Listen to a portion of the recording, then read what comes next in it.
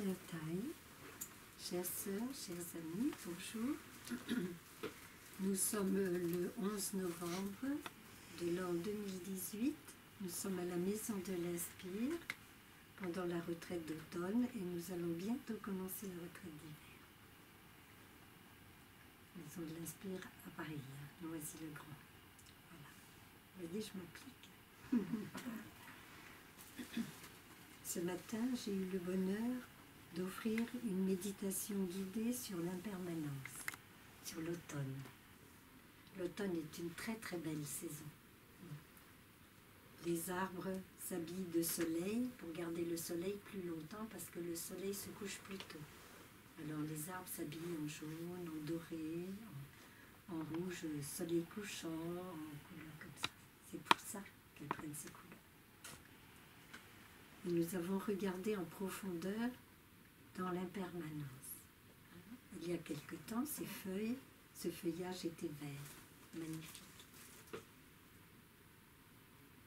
Et puis, il y a eu des passages nuageux, il y a eu la position de la Terre dans l'espace, dans sa proximité ou son éloignement par rapport au Soleil. Vous savez qu'il y a une ellipse, c'est pas complètement rond, hein, s'oriente également sur le côté. Et donc, l'automne est arrivé. Avec les premiers froids, la sève s'est arrêtée. Un petit bouchon de liège s'est formé à la base de chaque feuille. La sève s'est retirée davantage à l'intérieur des canaux, à l'intérieur du tronc, des branches. Et les feuilles qui avaient déjà donné toute leur existence depuis le tout début du printemps, elles ont travaillé beaucoup, elles ont aimé l'air et le soleil, elles ont beaucoup apprécié le gaz carbonique qu'on leur a offert quand on respire. Elles sont très contentes, ça leur sert de nourriture. Alors elles font du beau bois avec ça, hein, du bon sucre pour nourrir les racines, pour nourrir le tronc. Et donc, maintenant nous sommes au stade où, du fait qu'elles sont séparées de la sève, elles ont changé de couleur et elles commencent un autre voyage. Au lieu de rester vivre avec l'arbre, elles vont voyager. Alors elles se laissent tomber par terre. Elles aiment bien le vent pour ça, parce que le vent leur permet de voyager beaucoup plus longtemps dans l'air. Et puis, elles vont reposer par terre. Tout à l'heure, nous allons faire une marche méditative. Et pendant cette marche méditative, nous aurons l'opportunité de contempler le beau tapis de feuilles qui est au sol, un peu partout. Ici, à la maison, nous avons un beau tapis de feuilles aussi. Et presque tous les jours, les sœurs se hâtent en douceur et sans précipitation de ramasser les feuilles et puis de les transformer en compost dans un petit coin du jardin. Mais les arbres sont fidèles et les feuilles continuent à tomber. Et tant qu'il y a des feuilles en l'air, il y aura des feuilles sur le sol, c'est certain. Lorsque nous étions enfants, nous avons tous, je pense, à part notre sœur Yannim, enfant, elle n'avait pas non plus l'automne, ni sœur Canine, parce qu'elle est vietnamienne, laotienne, donc là-bas il n'y a pas l'automne, il n'y a pas d'automne. Mais chacun de nous, quand on était enfant, on aimait bien marcher dans les feuilles. Vous vous rappelez? On va recommencer. Et puis quelquefois même on traînait les pieds, puis ça faisait du bruit. Hein? Ça nous faisait des bottes jaunes, des bottes rouges, des bottes oranges. Hein? Et c'est très très agréable. Donc tout à l'heure on pourra s'amuser, vous pourrez vous amuser à redécouvrir le plaisir des enfants avec les feuilles d'automne. Alors on dit ce sont des feuilles mortes. Est-ce que c'est sûr qu'elles sont mortes ces feuilles? On dit oh mais ce sont des feuilles mortes. On va ramasser des feuilles mortes. Elles ne sont pas mortes. Est-ce qu'elles sont mortes? Sont-elles mortes? À votre avis? Si on prend une petite feuille et qu'on l'interroge, on va lui dire, alors ça y est, tu as quitté l'arbre, alors c'est fini, ta vie est finie. Et elle va, il faut bien écouter, hein, C'est pas assez fort. Hein. Il faut des efforts. Je vais faire un effort. Je vais faire un effort pour parler plus fort. Dès que je rentre dans le regard profond, je sais mon ton de voix baisse considérablement parce que je m'intériorise. Alors on peut poser cette question à la feuille. Petite feuille, est-ce que tu es morte? Es-tu morte? Ça va la faire sourire. Ça va la faire sourire. Elle va nous répondre, bien sûr que non. Je continue à vivre, mais je vois bien que tu as séparé de l'arbre et je sais que séparé de l'arbre, il n'y a pas beaucoup de chance pour toi de continuer ta vie comme tu étais. Et j'ai l'expérience de nombreuses années où je vous ai vu mourir les unes après les autres et vous transformer en terre. C'est très triste. Qu'est-ce qu'elle va dire? Non, je suis encore très vivante dans l'arbre. J'ai nourri l'arbre. Je l'ai aidé à faire de l'écorce, je l'ai aidé à faire du bois, je l'ai aidé à faire des petites branches, des grosses branches, et même des bourgeons. Parce que sans feuilles, l'arbre meurt, n'est-ce pas? Si c'est en plein été, par exemple, s'il n'a pas de moyen de respirer, l'arbre va mourir. Il va nous quitter. Il va se transformer en autre chose. D'accord? Alors on regarde bien dans l'arbre qui perd ses feuilles, et on essaye de percevoir, de regarder que toutes ces petites feuilles l'ont aidé à vivre et que s'il est encore en vie, c'est grâce aux petites feuilles et les petites feuilles continuent à vivre à l'intérieur de l'arbre. Sous la forme de sève, sous la forme d'écorce, sous la forme de bois, sous la forme de libère, sous la forme de sève. Vous voyez, c'est très vivant. Oui, mais celles qui sont par terre, elles ont laissé ça, mais celles qui sont par terre, qu'est-ce qui va se passer pour elles? Oh, c'est pas difficile. Elles vont servir d'abri à des tout petits animaux, des tout petits insectes. Ils en ont besoin. Et ça va leur servir de nourriture. Donc, oh là là, ça c'est formidable. Elle était feuille, elle va devenir un petit animal. C'était une feuille qui flottait dans l'air, comme ça. C'était une feuille qui était attachée à un arbre, qui nourrissait cet arbre. Et voilà que maintenant, parce qu'elle nourrit, donc elle est restée arbre, et voilà que maintenant elle va devenir ver de terre. Une feuille ver de terre, c'est extraordinaire. Mais c'est vrai. Elle va devenir un ver de terre. Elle va devenir un petit cloporte. Cloporte. Elle va devenir des insectes qui se nourrissent de l'humus, qui se nourrissent de ça. Et elle est contente. Pendant un temps, elle va garder sa forme de feuille. Elle va perdre doucement sa couleur. Tout doucement, elle va perdre sa texture. Et c'est magnifique, vous savez. Elle va perdre sa texture, mais elle va devenir dentelle. Avez-vous vu que les feuilles deviennent des dentelles? Avez-vous fait cette expérience? Oh là là, il faut absolument qu'on regarde de près les feuilles en automne. Elles deviennent dentelles. C'est-à-dire, les vaisseaux qui la composent, d'accord, et qui soutiennent sa chair, la chair va être mangée par les petits insectes, mais la dentelle, c'est-à-dire les veines de la feuille, vont continuer parce qu'ils sont beaucoup plus consistants, beaucoup plus épais. Et alors on va voir la feuille devenir dentelle. Et devenir dentelle pour une feuille, c'est une grande aventure. C'est pas triste du tout, mais c'est pas fini. Après la dentelle va se défaire tout doucement. Et elle va devenir terre. Elle va devenir humus. C'est-à-dire une très bonne terre pour donner naissance à des très belles plantes qui vont pousser. Elle va avoir rendu à la terre l'essentiel de ce qu'elle avait prélevé de la terre. Vous me comprenez? Facile? Ça va? Donc, j'ai marché cet automne. Cet automne, j'ai marché sur les premières feuilles d'automne.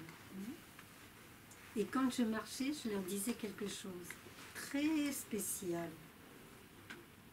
Je suis en train de marcher sur moi-même. Oh là là là, t'es pas une feuille, sœur Elisa.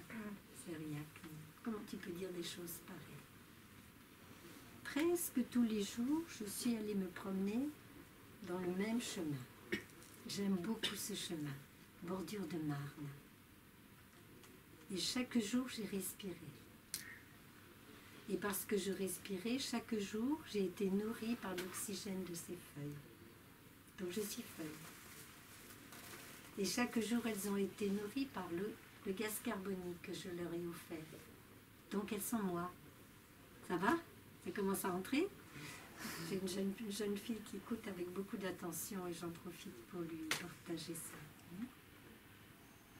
Donc en fait, je marchais sur une partie de moi-même, sur ce que j'avais laissé partir autour de moi et que ces feuilles s'étaient appropriées. Vous comprenez? Alors en regardant la feuille, je lui ai posé cette question. Tu es faite de quoi? Alors là, on vient de traiter de l'impermanence. Vous avez compris, c'est impermanence, c'est-à-dire ça commence, ça se développe, ça change et ça joue à cache-cache. Oui, ça va? Donc, je lui ai posé la question. Tu es faite de quoi? Elle me dit, je suis l'enfant de l'arbre. Oui, mais tu es faite de quoi? Ah ben, mes racines ont absorbé la terre. C'est vrai, hein? Vous savez que sans terre, il n'y aurait pas de tronc, il n'y aurait pas de branche, il n'y aurait rien du tout. Pas de vie. J'ai absorbé la terre. Grâce à l'eau du ciel, j'ai pu la faire glisser à l'intérieur de la serre brute. Elle est montée jusqu'aux feuilles, jusqu'à moi. Donc je suis tissée par la terre. Et je suis tissée par l'eau, est-ce que vous êtes d'accord? On est bien tissé par l'eau aussi. L'arbre aussi. Tissé par l'eau. Mais il a fallu le soleil quand même. Le soleil, tous les jours, le soleil est venu réchauffer mes feuilles. La chlorophylle qui était en moi a transformé le gaz carbonique que tu m'offrais, sœur Yakni, en oxygène naissant. J'ai gardé ton carbone. C'est comme ça que je suis dans l'arbre. J'ai gardé ton carbone et j'ai relâché l'oxygène. Et c'est pour ça que tu peux respirer. Il y a un échange. C'est magnifique. Alors il y a la terre, il y a l'eau, il y a le soleil et il y a même l'air, puisque c'est dans l'air que ça se passe, n'est-ce pas? Et puis elle m'a dit aussi une chose, elle m'a dit, heureusement que la graine de l'arbre n'était pas sous un gros rocher, parce que sinon elle n'aurait pas poussé. Vous êtes d'accord? Il y a le vide, il y a l'espace. S'il n'y avait pas d'espace, il n'y aurait pas d'arbre, il n'y aurait pas de feuilles. D'accord? Et comme elle me répond, qu'elle est très sage, qu'elle peut me répondre à toutes mes questions, l'arbre, avec la graine, même si elle est toute petite, vous savez quoi? À l'intérieur, il y a un microprocesseur. Mais c'est vrai, qui donne l'ordre aux petites cellules, la petite cellule initiale, de donner naissance à un arbre. Et ce microprocesseur qui est l'intelligence et la conscience de l'arbre ne va pas donner naissance à un citronnier si c'est un châtaignier. Vous avez vu ça? Vous plantez une châtaigne et vous avez un citronnier. Impossible, hein? Qu'est-ce que ça veut dire? Oui, il y a de l'intelligence. Oui, il y a de la conscience dans tout ce qui nous entoure. Magnifique.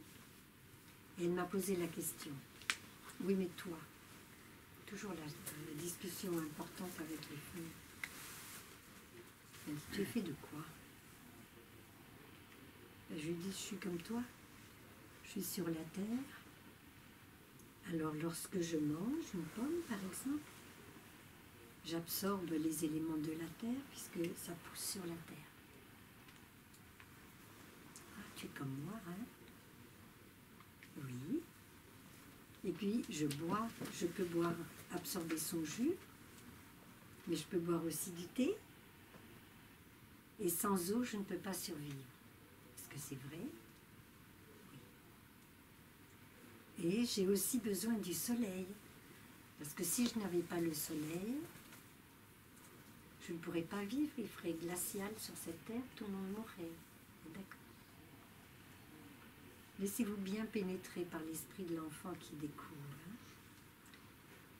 Alors tu es faite comme moi. Tu as de la terre, tu as de l'eau, tu as du soleil, puis tu as de l'air puisque tu respires l'oxygène que je t'offre.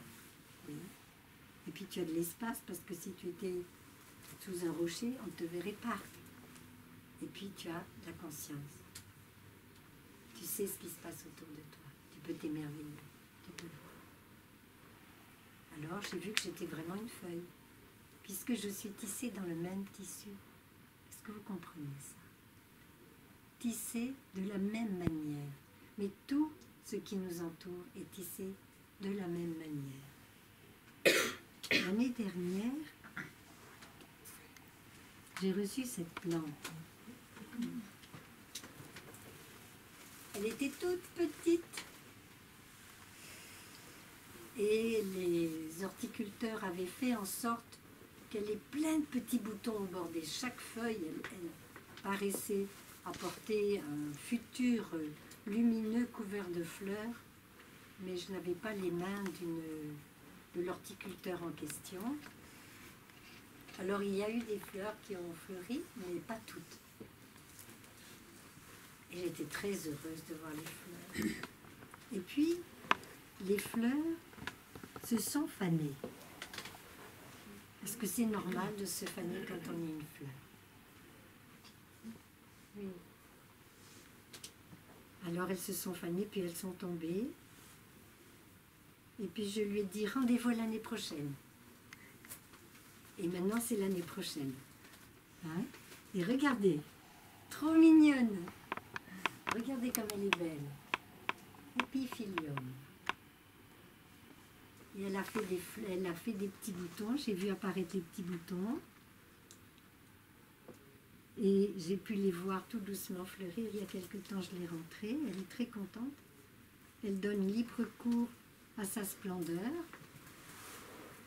Et d'ici un mois, peut-être moins, elles vont se faner, tomber. Et je dirai aux fleurs, hein, à l'année prochaine, pour le prochain rendez-vous.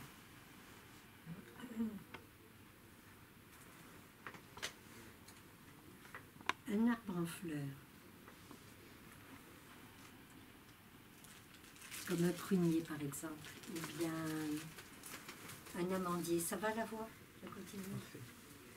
Un amandier, quand on va se promener dans le jardin en hiver et qu'on regarde un amandier ou un prunier, il est tout nu,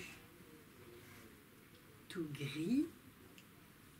Et nous avons eu la visite de vénérables qui venaient du Vietnam, qui n'avaient jamais été en contact avec l'hiver. Et ils ont été très gentils, parce qu'ils m'ont pas dit ça à moi, ils ont posé la question à une de mes jeunes sœurs. Chère sœur, pourquoi est-ce que les Français gardent sur pied des arbres morts? Hein, c'est ça, hein? Et pourquoi gardent-ils des arbres morts? Et la sœur, avec beaucoup de délicatesse et de gentillesse, a répondu, chère vénérable, c'est parce que nous sommes en hiver. Les feuilles ne résistent pas au froid, les arbres sont vivants, mais ils paraissent morts. Si vous avez la patience d'attendre, l'occasion, la patience d'attendre, alors, sur chaque branche, les tout petits bourgeons que vous voyez vont donner naissance à des feuilles. De très jolies feuilles vertes. Quelquefois elles sont bordeaux, quelquefois elles sont marron clair. Les feuilles des peupliers, c'est une splendeur. Je ne sais pas si vous les connaissez, la couleur, c'est magnifique. Surtout dans la transparence du soleil. Et puis les feuilles du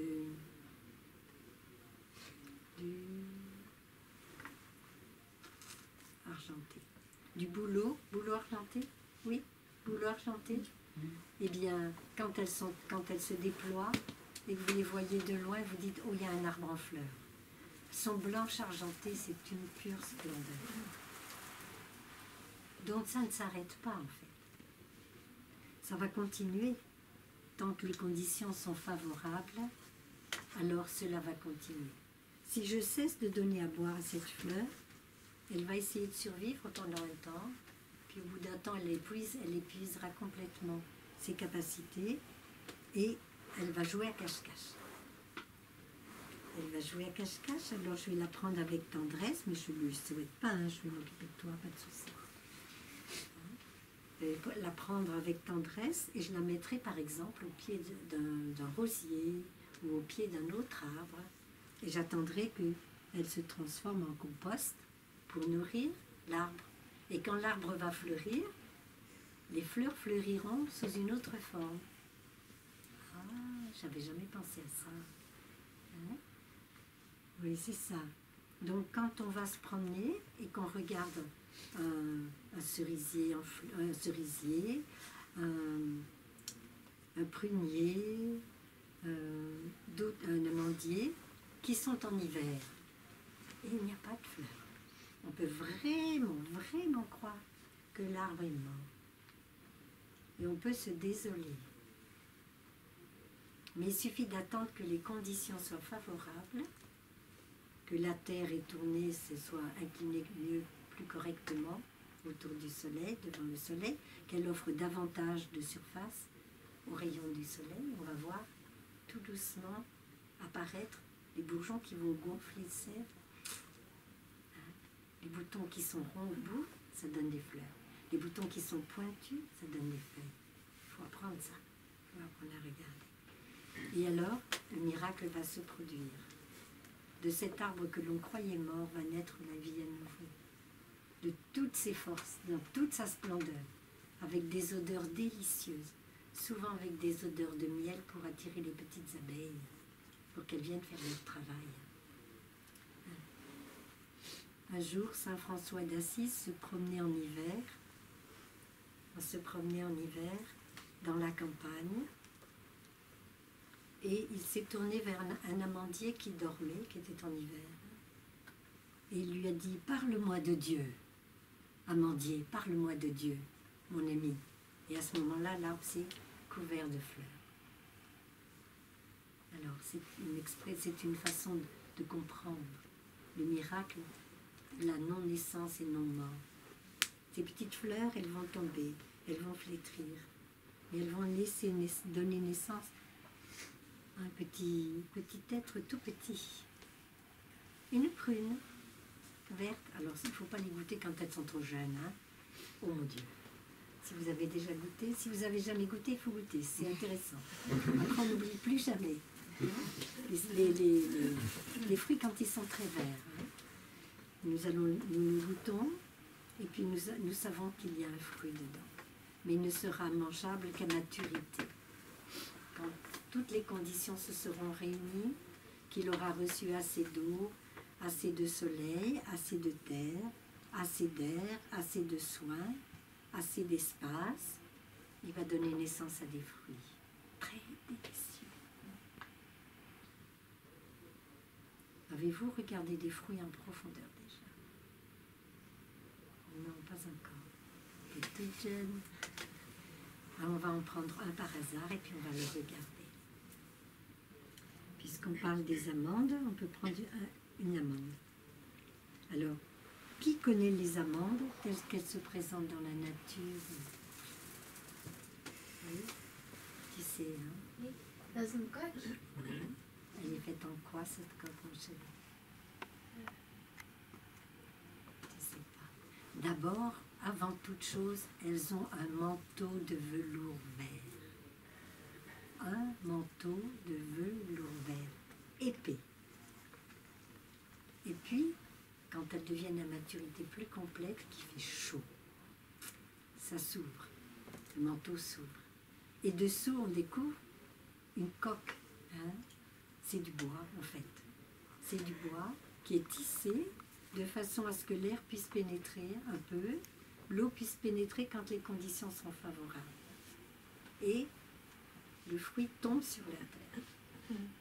très intelligent. Il s'est déguisé en morceaux de bois pour pas que les animaux le mangent. Les noix font ça. Les noisettes font ça. Les amandes font ça. Et toutes les sortes de noix et autres font ça aussi. Hein.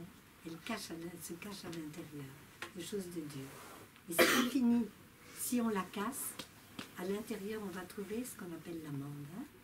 Alors c'est joli, c'est ovale. Et si vous regardez bien, vous verrez que sur cette amande, il y a des veines. On voit qu'elle est nourrie. Et elle a une robe marron, comme nous. C'est pour ça que nous sommes des amandes. On en mange toute la journée, non très souvent, tous les matins. Mais elles sont encore très intelligentes. Elles ont une conscience très très développée. Elles se sont habillées d'une enveloppe marron qui est toxique. À l'intérieur, elles ont mis des produits qui irritent le tube digestif, mais très fort. Alors nous, on n'est pas des insectes, on ne s'en rend pas compte tout de suite, c'est à force d'en manger qu'on s'en rend compte. Et sous cette petite peau toxique, il y a encore il y a un petit voile bien adhésif, comme de la soie, bien adhésif à l'amande elle-même. Et après, on a l'amande. Et quand on mange une amande, qu'est-ce qui se passe? Ah, c'est intéressant. Qu'est-ce qui se passe quand on mange une amande? Combien je mange d'amandes quand je mange une amande? Combien est-ce que je mange d'amandes quand je mange une amande? Sœur Elisabeth, tu ne sais pas compter, ça veut dire une amande, c'est ça? Et non. Quand je mange une amande, je mange combien d'amandes? C'est très important. C'est très important. C'est une question vitale que je suis en train de vous poser. Non. Pas deux non plus. N'ayez pas peur. Hein? Une infinité d'amour. Une infinité d'amour. Non plus. Non plus. Pas zéro non plus.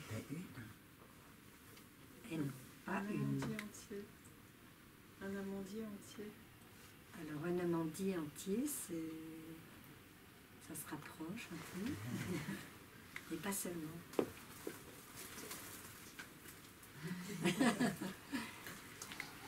Je suis en train, quand je mange cette amande, je suis en train de manger en même temps le papa et la maman de l'amandier. Parce que sans ce papa et cette maman amandier, il n'y aurait pas eu d'amande.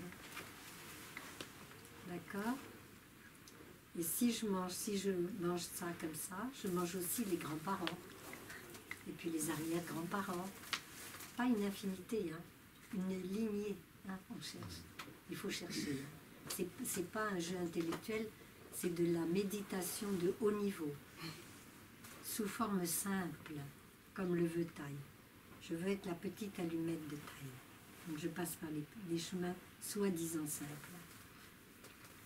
Et donc, on mange plein d'amandes en même temps. Mais on n'a pas une grosse bouche pleine. Et puis, est-ce que c'est tout? Est-ce que ça vous suffit, ça? Qu'en mangeant cette amande, je puisse manger toutes les amandes des amandiers qui l'ont précédé, des grands-parents, etc. Est-ce que c'est suffisant? Ou est-ce qu'il y a encore autre chose? Je suis celle qui va en prendre.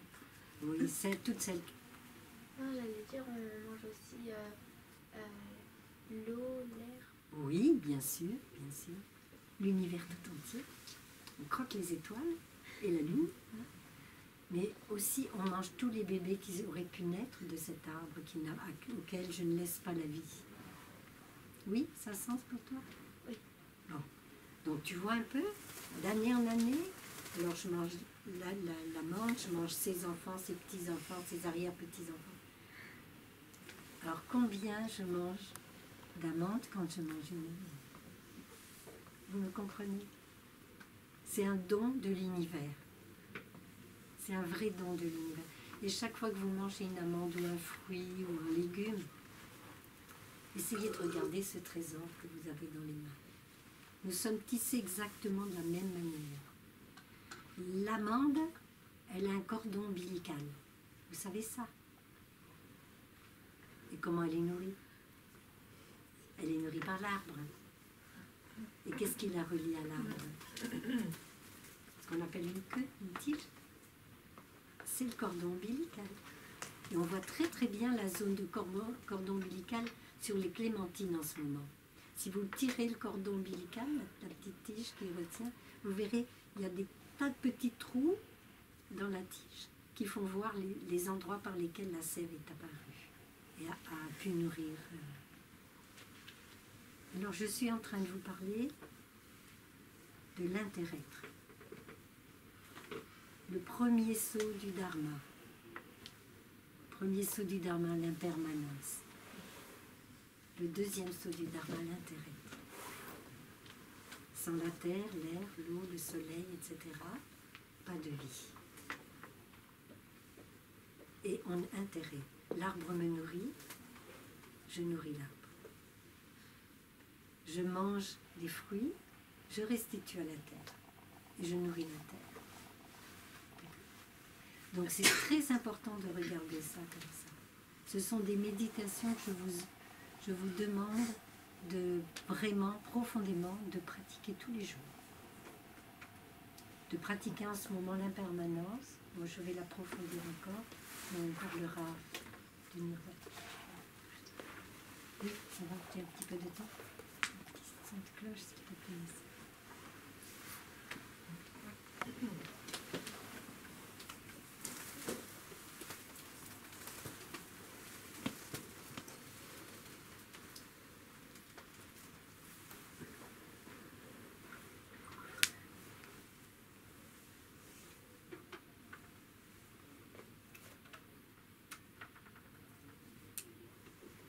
Chantez-le.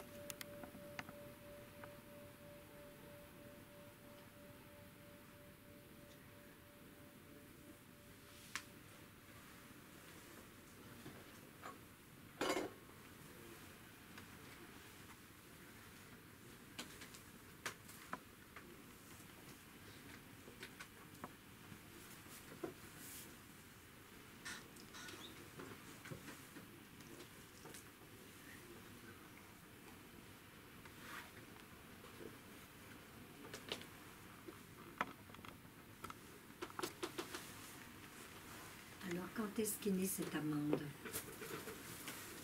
S'il y avait papa et maman dedans, s'il y avait grand-père et grand-mère dedans, les arrière-grands-pères, les arrière-grand-mères, etc., elle est née quand, cette amande?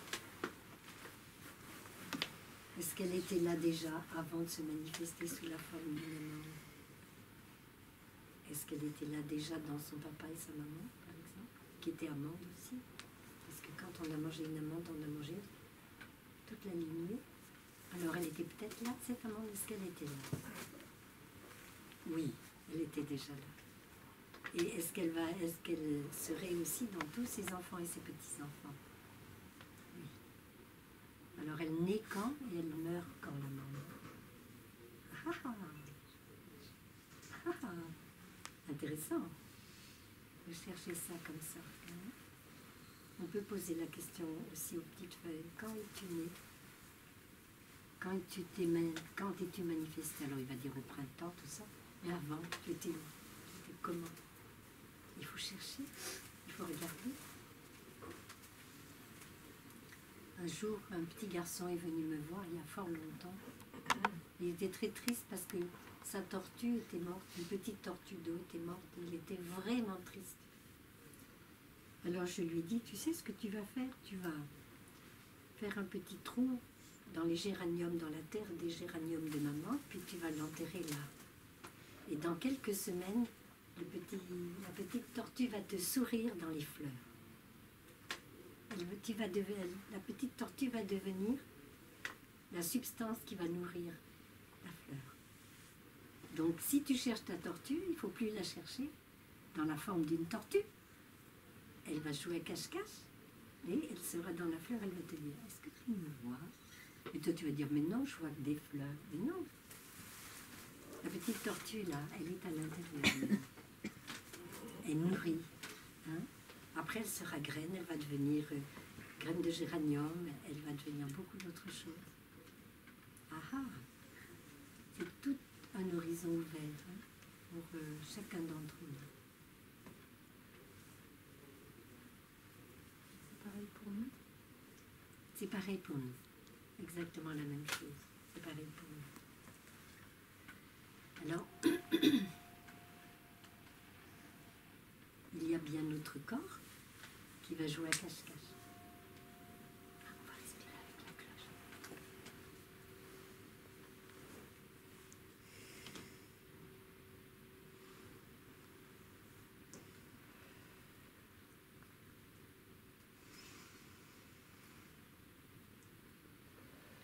Il y a bien notre corps qui va jouer à cache-cache. Et c'est très bien fait, c'est comme la feuille, pareil, exactement pareil. Ce qui erre en moi, et si quand je jouerai à cache-cache, il ne faudra pas être triste, hein, parce que je me suis déjà plantée en vous, dans les partages, dans les sourires, dans les rencontres du regard. Donc j'existe déjà en vous, dans votre mémoire, j'existe déjà dans votre façon de vivre un petit peu. Donc le jour où je vais jouer à cache-cache, je ne pourrai plus courir, je ne pourrai plus sauter, je ne pourrai plus rire aux éclats, je ne pourrai pas dire c'est youpi, comme j'ai l'habitude de dire, mais, je vais jouer à cache-cache d'une très belle manière. Cette partie-là, qui s'appelle le corps, comme l'amande, exactement pareil. Faite de papa, de maman, de grand-père, de grand-mère, arrière-grand-père, arrière-grand-mère, monsieur Cro-Magnon, madame Cro-Magnon, et d'accord? Cette partie-là, elle va jouer à cache-cache. La partie qui est terre va dire à la terre, je suis à toi, je reviens vers toi. Ah ah! La partie air va dire, ah, mais je suis entourée d'air, il n'y a plus de raison que je reste là, youpi! Je prends de l'espace. Je vais respirer ailleurs.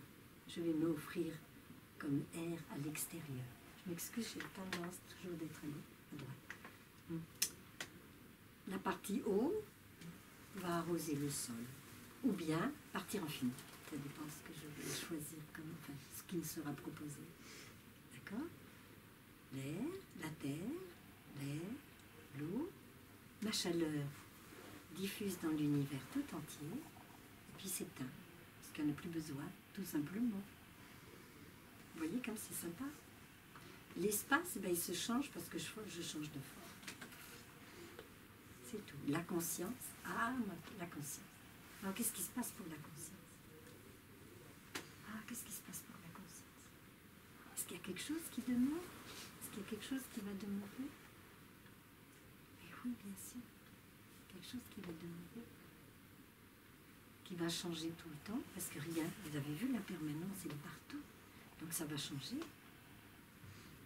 Mais il y aura bien toujours, par exemple, si je parle de cette personne-là, il y aura bien toujours ce désir très profond d'aimer, ce désir très profond d'aider, ce goût très fort d'apprendre, de découvrir. Ça sera là encore, ça va demeurer. Et alors, ce désir très profond va essayer de trouver un moyen. Mais comment je peux recommencer, quoi? Quelle petite feuille.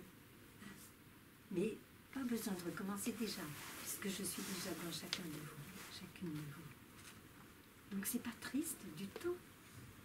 Hein? C'est pas triste du tout. Alors, je vais vous offrir la chanson. Parmi vous, il y a des personnes qui la connaissent déjà. Pour préparer mes enfants et mes petits-enfants à mon jeu de cache-cache. Tu connais la chanson? La mignonne, la mignonne. Voilà, tu vas la chanter avec moi. Hein? Donc, je demande à mes enfants, à mes petits-enfants de ne pas être pris par la forme. De ne pas être pris par ma forme physique. Hein? D'accord? Je ne suis pas limitée par cette forme physique puisque Je suis déjà dans les personnes qui m'écoutent. Je suis déjà dans les arbres, dans le jardin, parce qu'ils ont bien respiré mon gaz carbonique, m'ont bien aidé. Je suis déjà un petit peu partout. Je suis dans la marne, parce que j'ai fait pipi de temps en temps. Et c'est rentré dans la marne. Je suis dans les petits poissons qui ont mangé aussi. Donc je suis où je ne suis, où ne suis-je pas. D'accord? On va chanter la chanson, si tu veux. Tu te rappelles un petit peu? Maminonne, où es-tu cachée? Maminonne, moi je t'ai cherché. Maminonne, où es-tu cachée? Maminonne, moi je t'ai cherché. Je t'ai cherché dans les champs, au milieu des fleurs. Je t'ai cherché dans l'arc-en-ciel, au milieu couleurs. Je t'ai cherché dans la mer, avec les poissons. Je ne t'ai pas trouvé, Maminonne, où es-tu cachée? Maminonne, où es-tu cachée? Maminonne, moi je t'ai cherché. Maminonne, où es-tu cachée? Maminonne, moi je t'ai cherché. J'étais dans les champs, au milieu des fleurs. J'étais dans l'arc-en-ciel, au milieu couleur. J'étais dans la mer, avec les poissons. Tu ne m'as pas vu, mon petit enfant. Je suis dans ton cœur, pour toujours le sais-tu. Je suis dans ton cœur, dans l'amour, pour toujours. On peut jouer à cache-cache facilement, vous voyez? Il faut l'apprendre par cœur, et puis il faut l'enseigner aux enfants. Et puis il faut la chanter pour vous-même, pour nous entraîner à être ces fleurs. Un petit son de cloche.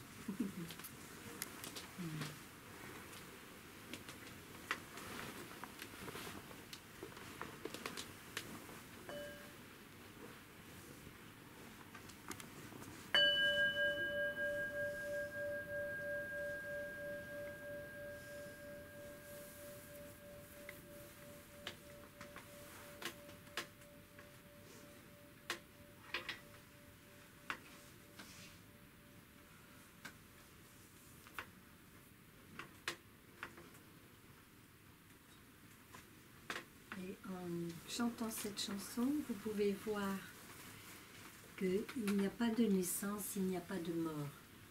Ce sont des notions. On touche les nirvana. Il faut attacher les ceintures de sécurité. C'est ça le nirvana. C'est toucher la réalité telle qu'elle est. Rentrer en contact avec autre chose que ce qu'on a imaginé. Que les idées dans lesquelles nous sommes prisonniers. Je pourrais dire à mes petits-enfants, quand penses-tu que je suis née? Et on pourrait remonter comme ça, à travers mon papa, ma maman, mon grand-père, ma grand-mère, mes grands-pères, grand-mères, mes arrière-grands-pères, arrière-grand-mères, etc. Monsieur, madame Cro-Magnon, et avant. Alors, quand suis-je née? Difficile à répondre à cette question. Quand suis-je née? Alors, il y a bien un moment où je me suis manifestée sur cette terre. Il y a bien eu un moment qu'on a pris naissance. Mais est-ce que avant je n'étais pas là? Est-ce que je n'étais pas là avant, déjà? Vous me posez cette question pour de vrai? Attention, hein, c'est une vraie question. Hein? Est-ce que j'étais là avant ou je n'étais pas là avant? Oui, j'étais là avant déjà. Et si vous vous amusez à remonter comme ça, vous verrez, vous allez faire des découvertes formidables. Donc j'étais là avant. Quand est-ce que j'ai commencé? Ça, c'est une chose, parce que si j'étais là avant, quand est-ce que j'ai commencé? Vous n'êtes pas obligé de me donner la réponse, il faut chercher. Il faut regarder dans vos propres vies, dans vos propres expériences. C'est là que vous allez trouver. Il y a un moment, on peut toucher quelque chose qui serait sans début. Peut-être sans début. Parce que même au moment du Big Bang, j'étais déjà là, dans les atomes qui allaient se former. Vous aussi, hein. Non, j'étais pas toute seule, on était ensemble, pas de soucis. Pas de soucis. Oui, mais s'il y a eu un Big Bang, c'est qu'il y avait quelque chose avant. Sinon, il n'y aurait pas eu de Big Bang. Donc, on était déjà là avant. Mais il ne faut pas me croire. Hein. Ne me croyez pas. Pratiquez. Hein. Lancez-vous dans la pratique à corps perdu, dans le bonheur de la pratique. Découvrez avec une âme d'enfant. Allez visiter avec une âme d'enfant les petits vers de terre, les cloportes et ce que la nature nous apprend d'instant en instant. Alors, il n'y a pas de naissance. Après la mort, ben, on a vu que, bon, ben voilà. Hein. Il n'y a pas de début, on ne sait pas trop le début, quand est-ce que ça commence. Mais la fin, est-ce qu'il y a eu une fin? Est-ce qu'il y a vraiment une fin? Qu'est-ce qui se passe après? Donc je suis dans mes enfants, mes petits-enfants, mes arrière-petits-enfants, arrière. Je suis dans les amis qui m'entourent. Je suis dans les livres, le livre que j'ai écrit. Je suis dans la fleur de laquelle j'ai pris soin. Je suis dans la marne, je suis dans les arbres. Alors,